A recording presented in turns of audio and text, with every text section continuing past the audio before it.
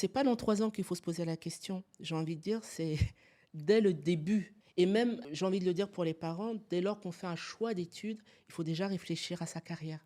C'est Mmh. pas lorsqu'on commence à travailler, il faut y penser le plus tôt possible.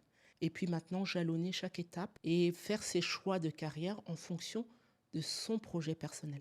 Alors, je prends un exemple, quelqu'un qui n'est pas forcément en entreprise, Ouais. a un projet personnel et quel est le rôle du cabinet RH dans ce cas-là? Quelqu'un vient te voir, «J'aimerais savoir où j'en suis, je suis entre 2 postes, je cherche Mmh. un emploi, je sais que j'ai des compétences, je suis bon».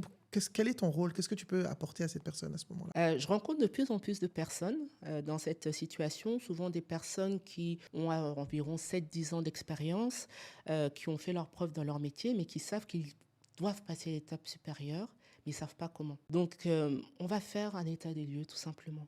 Où est-ce que la personne en est?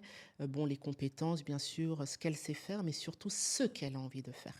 Quand tu dis ce qu'elle sait faire, c'est un bilan des compétences? D'une C'est pas certaine vraiment manière, un bilan de compétences, mais moi j'aime plutôt parler de bilan de carrière. Parce c'est-à-dire? que lorsqu'on veut évoluer, on regarde les aspects professionnels, mais il faut aussi regarder les aspects personnels.